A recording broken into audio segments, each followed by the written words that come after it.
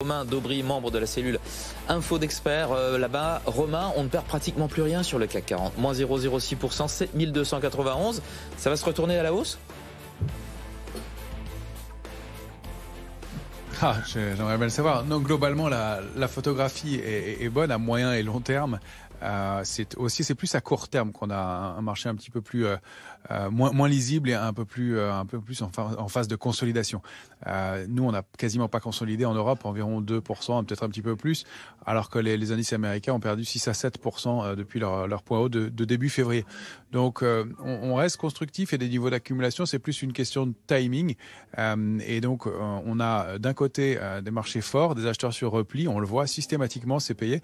Et il manque peut-être une petite accélération baissière pour trouver un point d'entrée un peu solide pour des opérateurs qui ont du cash, on le sait, et qui ne veulent pas payer les points hauts, payer 7350, 7380 sur l'indice CAC 40.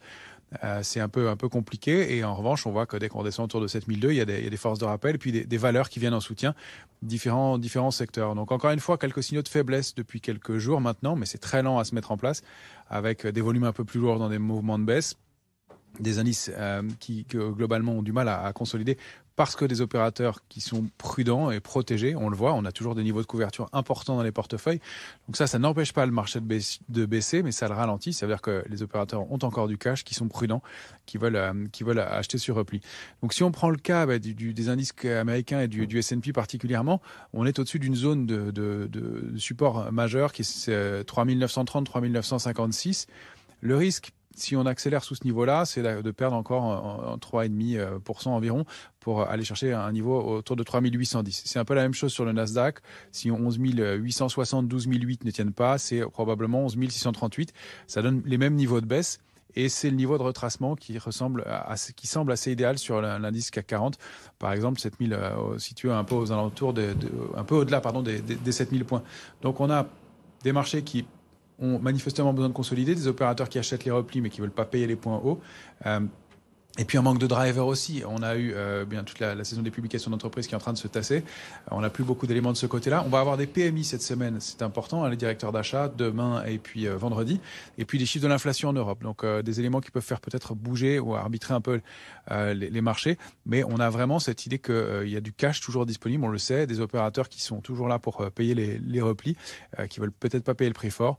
On voit de façon sectorielle des éléments qui se mettent en place. Je vous le disais, vendredi dernier, au cours de la baisse, il y a quand même 4 valeurs de l'indice CAC 40 qui ont baissé avec des volumes assez significatifs. Ce sont les valeurs du luxe, LVMH, Kering notamment.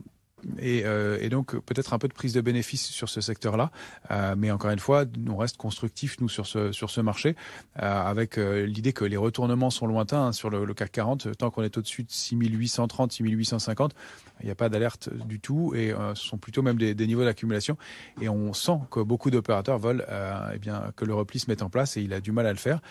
Ça va peut-être se matérialiser dans les jours qui viennent tout doucement, mais pour l'instant c'est haussier. Donc nous on continue à être à arbitrer des stratégies baissière d'un côté et puis de l'accumulation en contrepartie sur des secteurs comme l'automobile ou la banque qui sont toujours haussiers et qui sont les secteurs forts du moment. On cherche aussi à entrer sur des titres individuellement.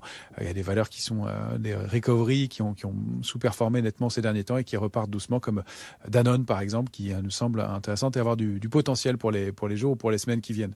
Le secteur bancaire qui est effectivement en force en ce moment, hein. La plus forte hausse, c'est Worldline, toujours avec ce relevé de recommandations de Morgan Stanley. Mais c'est vrai que près derrière, on a Société Générale, on a BNP Paribas, on a l'assurance aussi avec AXA. Merci beaucoup Romain Daubry. Merci d'avoir été en direct avec nous à 2 reprises dans BFM Patrimoine, membre de la cellule Info d'Experts de Bourse Direct.